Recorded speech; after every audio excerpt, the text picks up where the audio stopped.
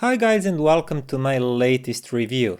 Now what I have here today is Project ProBox S2 Digital, and it's not new on the market. It's been around for around 2 years I think, and it somehow almost flew under my radar, but I'm really happy that I got a chance to try it at my home in familiar environment, because this is one really interesting device. So today I'm shortly going to tell you about its functions and connectivity. Then of course I'm going to tell you about how it sounds, and I'm going to compare it with a lot of things that you can see a lot of them just around the desk here. And lastly, I'll mention few things that I don't really like and that you should be aware of before deciding to purchase S2 Digital. Okay, so let's start with the connectivity first. On the back you can see it's a usual trio of inputs: USB one, the bigger type of USB connector, I like that, then SPDIF coaxial and optical ones. So basically you can connect anything you want to it. This small micro USB is, as you can see, for the external power, 5 volts. And in the case of this device, I find it's important to use this one paired with some low noise power supply if you want to hear what this little thing can really do, because it really takes things up a notch. RCA output here, it's actually a pre-out because it's controlled by the volume knob. Okay, so it's easier to show you this way when it's turned on actually. So just the normal things. Volume knob, you control the volume, and of course choosing inputs, coaxial, optical, USB. You can also choose filters. I don't know, can you see it here? But minimum phase, slow, linear apodizing, and so on and so on. Each of these make subtle differences to the sound. Play with it, choose the one you like the most. If you don't hear the difference, well, leave just any of these. And another thing that I wanted to mention is when you enter the menu, first thing is called distortion compensate. And you can keep it on enabled or you can disable it. And for me and for my ears, keeping this enabled is better. Everything sounds neater, cleaner, and if you disable it, everything just becomes a little bit messier, and it's not that bad. It becomes a little bit more upfront, a little bit less arranged.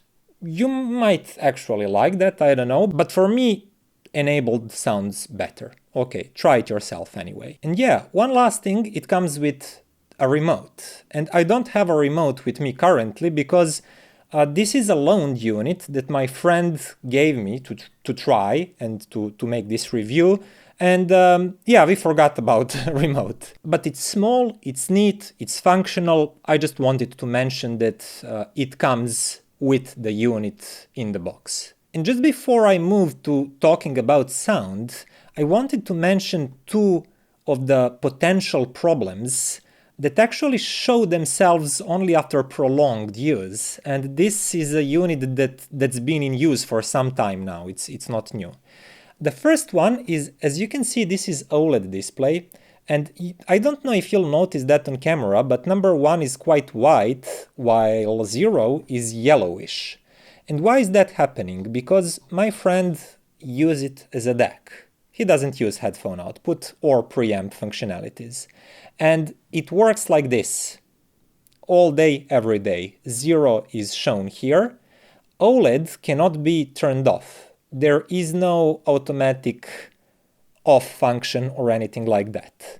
So it works all the time while you're using the DAC. You maybe know that, maybe not, but with OLED, some pixels deteriorate faster than others. Blue pixels, subpixels especially.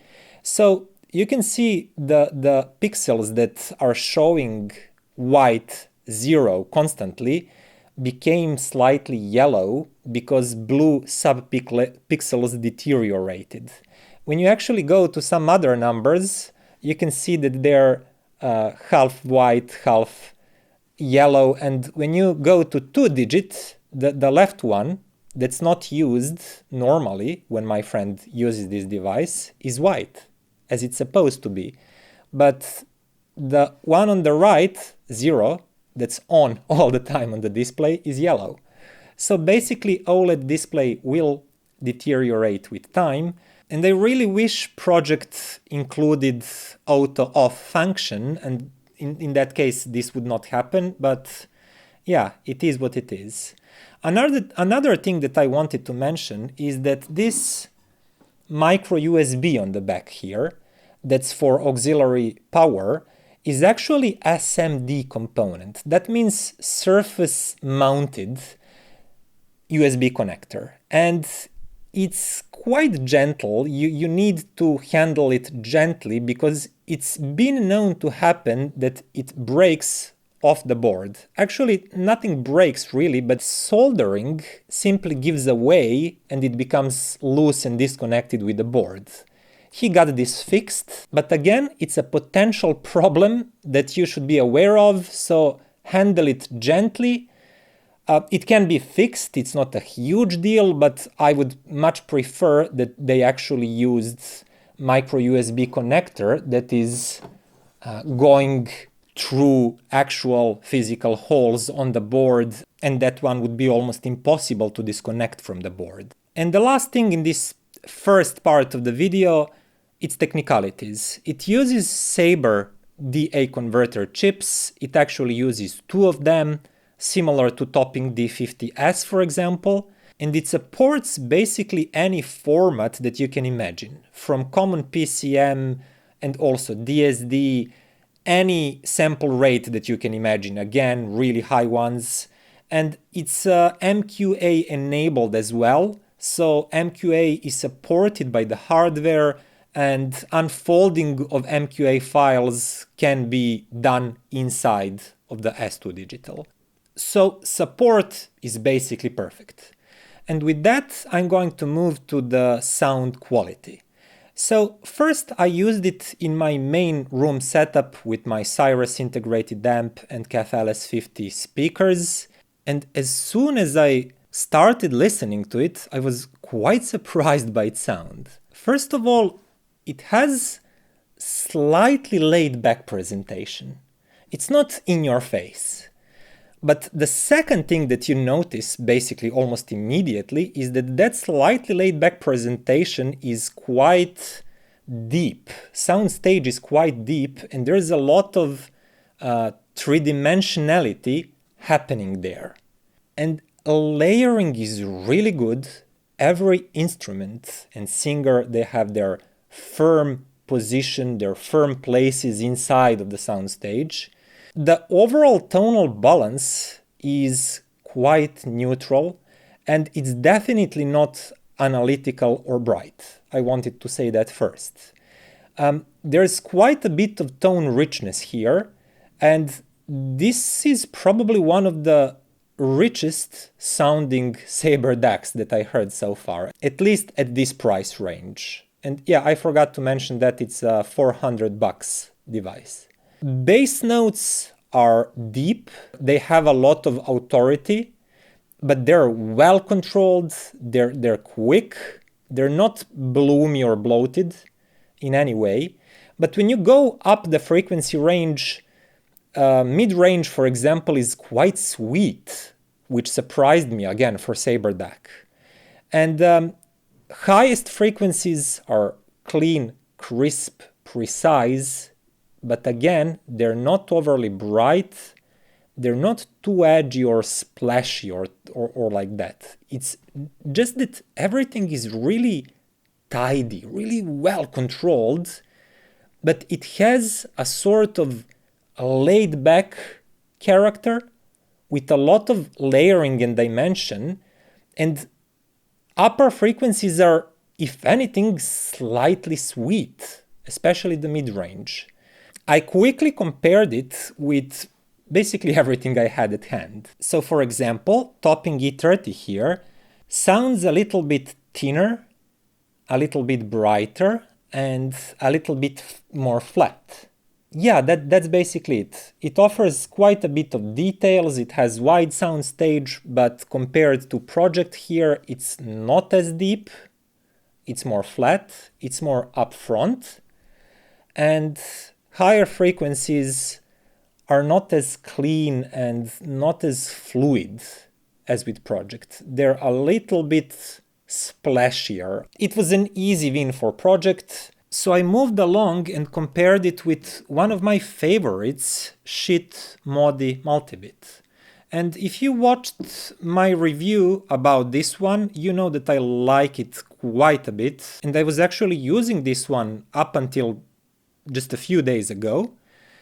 And this comparison is interesting because if you remember, I mentioned that Multibit has a really full and lush tonality, really rich tonality, and in some areas it still sounds fuller and richer than this one.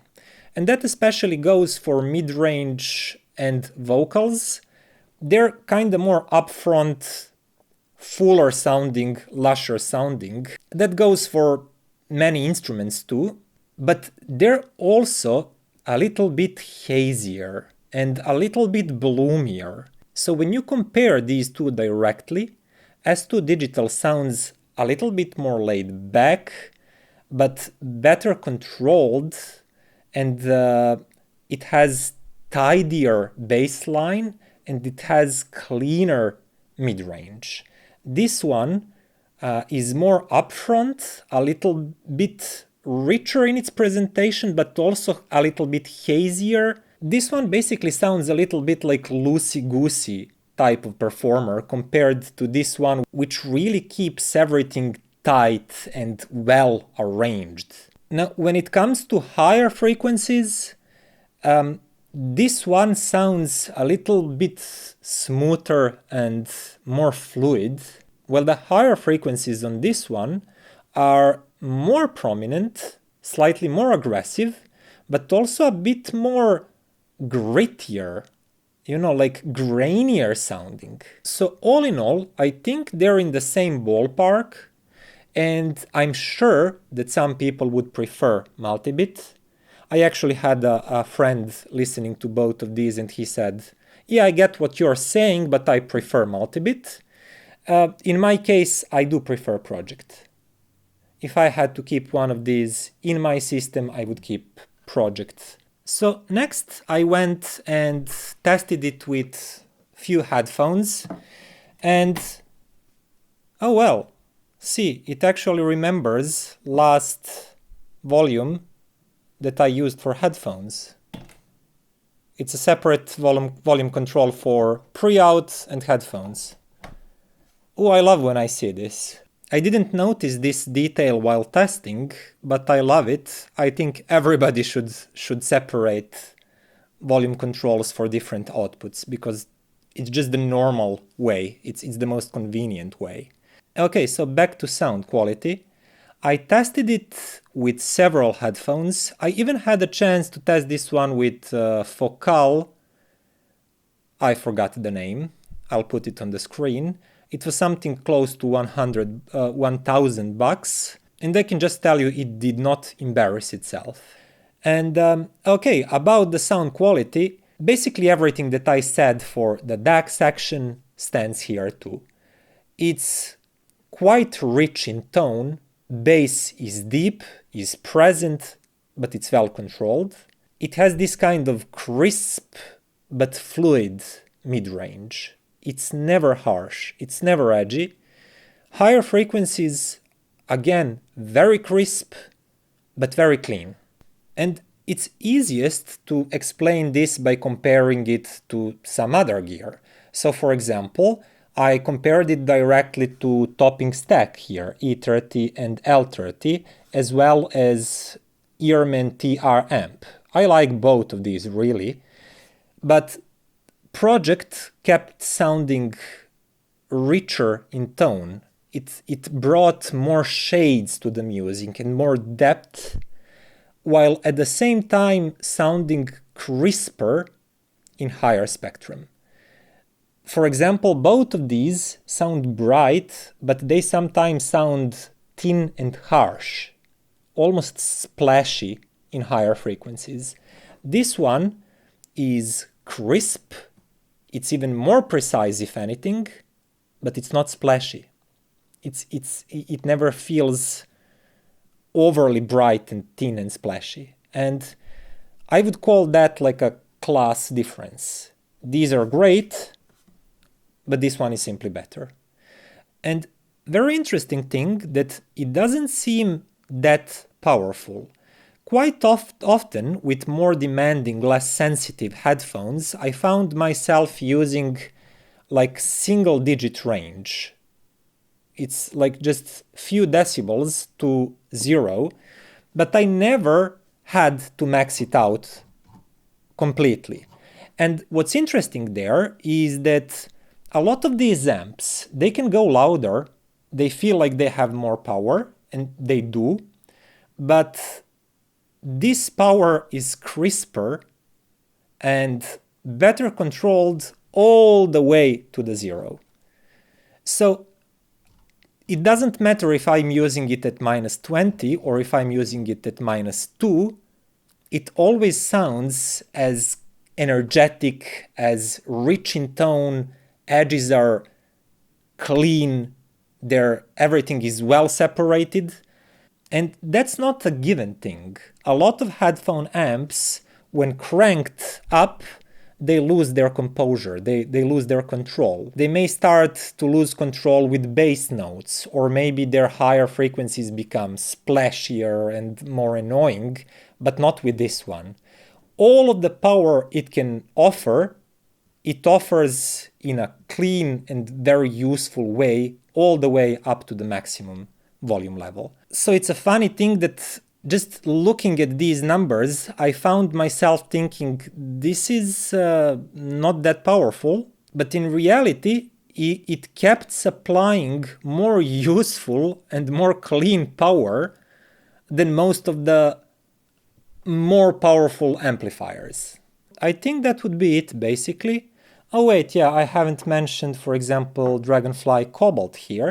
And I'm really happy that I had these two devices to make direct comparison, because I read some reviews in big hi-fi medias, and some of them stated that Project is good, but for example, maybe not as good as Dragonfly Red. And maybe that was one of the reasons I actually never thought of testing it that much. I was thinking like, yeah, that's just an average sounding device. But yeah, so it happens that I'm having Cobalt with me, and when I compare them, Project is just better in every possible way. As a DAC, it has deeper soundstage, it has better layering, it's smoother, it's more fluid sounding, and this one is much more upfront, it's messier, it's hazier, it's grainier up top. It's a great device by itself, especially for its size and for its purpose. It's a really small, neat, portable device, but yeah, and the same goes if I use it as a headphone amp. This one is simply better. It's like a class of difference there. And yeah, I was surprised. I went back to that review and I couldn't believe that they actually compared it with Dragonfly Red and actually gave some points to Dragonfly Red. I will not speculate why they did that, but I just disagree so much with that assessment. Okay, so that would basically be it. I'm really glad I had a chance to try it out. Big thanks to my friend for loaning it to me. I can honestly say that in this price range, it costs $400. I don't think that I ever heard anything sounding better as a DAC and also as a headphone amp. I did hear more powerful amps, but not better. Since this one I think has enough volume level for 99% of headphones out there, I would choose quality over quantity anytime. So yeah, that's it. To my ears, and in my opinion this is a tremendous value.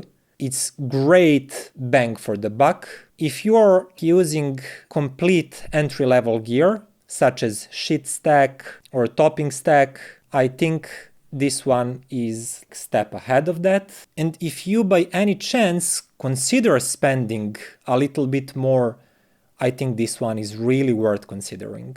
Now, thank you for watching this video, and if you liked it, please click like, subscribe, share it with as many people as possible, and see you next time.